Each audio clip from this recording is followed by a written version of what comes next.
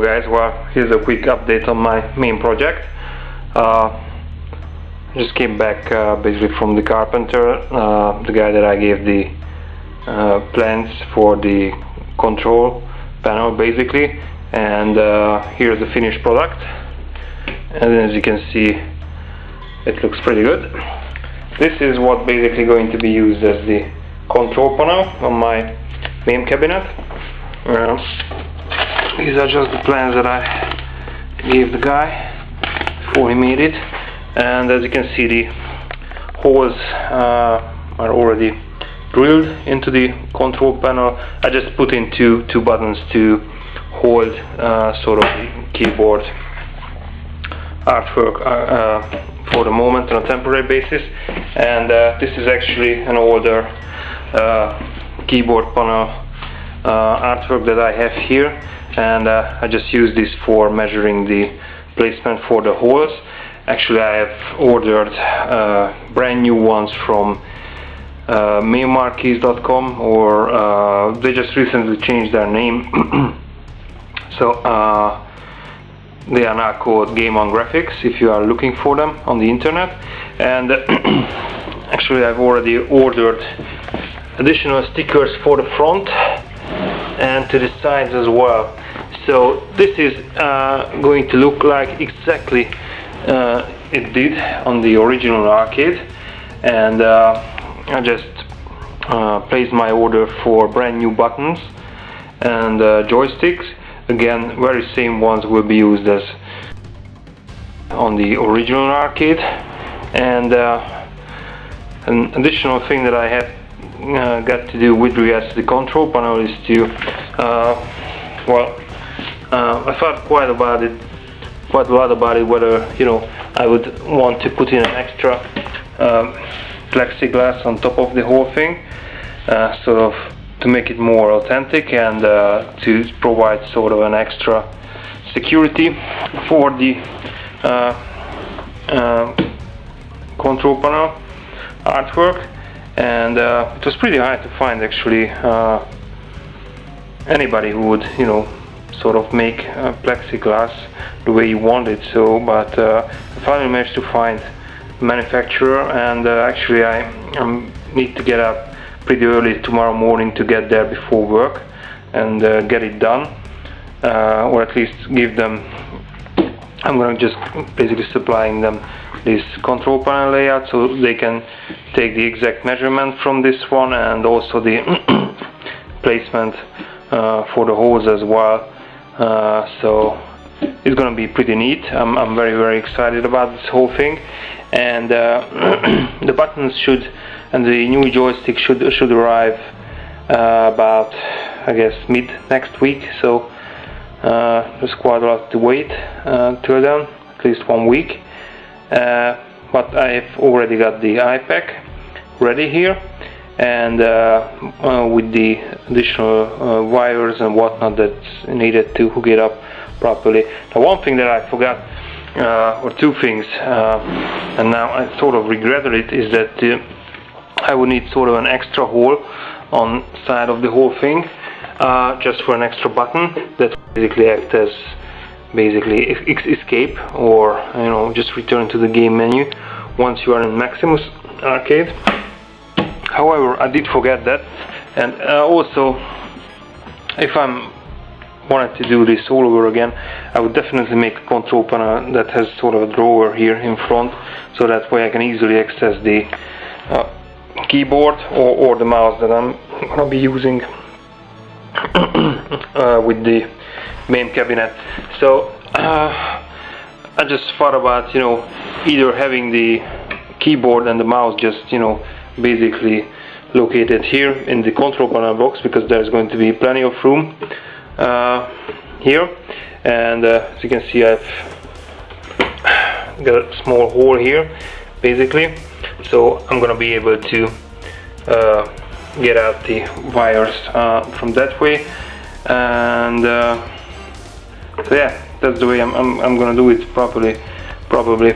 So the keyboard and the mouse are going to be located inside the control panel box. They are not going to be easily accessible, but fortunately with Maximus you are able to pretty much configure the controller any way you want it.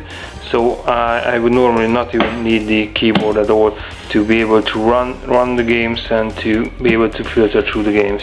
Now I just think it looks awesome. I mean, I think for me the control panel part was the biggest deal of the whole arcade, and I was always sort of afraid that I could never get it done due to the wiring and the additional stuff. But ever since I figured out how to do it with the iPack, it's, you know, it's gonna be pretty straightforward. And all of the buttons, I'm gonna be getting proper player 1, player 2 start buttons. I'm gonna have 2 red buttons here, 1 white button and 2 blue buttons and 1 yellow, and then the red competition joystick per each side. So it's gonna look like exactly the same as it did on the original MK3 arcade. The reason I wanted to do MK3, well, since they have already the sort of the hole for the run button on the control panel layout, although you can always drill an extra hole on the Mortal Kombat 2 and Mortal Kombat 1 panels as well.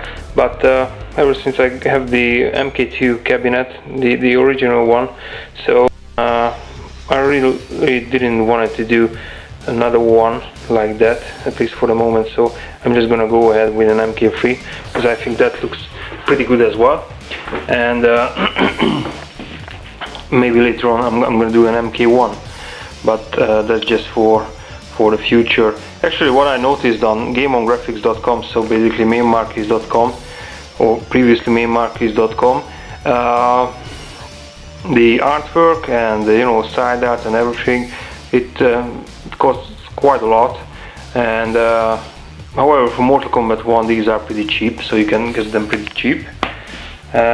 So if I'm gonna do any MK1 later on, at least it's gonna have the advantage that it's gonna be cheaper than this one.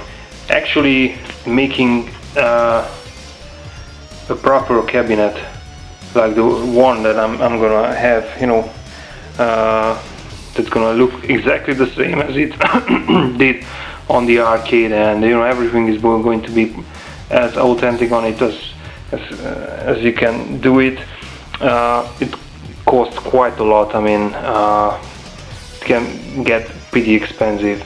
The actual arcade machine that I have, I managed to get it for like $500 back in like 2 or 3 years ago when I bought it. Now I'm just doing the control panel at the moment, but well, the plexiglass itself will cost me like, I don't know, at least 15 or 20 bucks, and then for every single hole I have to pay 2 extra. So it's really a rip-off. I was a bit angry about the guy when we talked today, but there was no other way to do it. So well, at least I'm only going to have to do it once, and then it's gonna be ready. So it can be quite expensive. The buttons and joysticks that I have, or I'm going to have cost me quite a lot as well. In total, with shipping, I would say about $120 at least.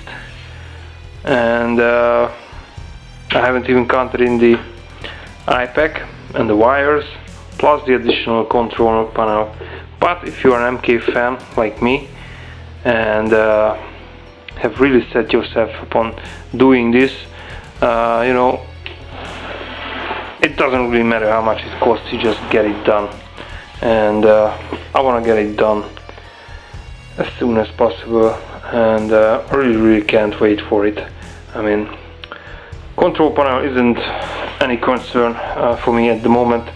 My biggest concern at the moment with regards to the actual arcade is what sort of monitor or TV I'm gonna be using, because I was pretty happy that I managed to find a nice 27-inch CRT TV. However, it's got a pretty good picture quality, but I'm just fucking around and cannot get colors to work properly.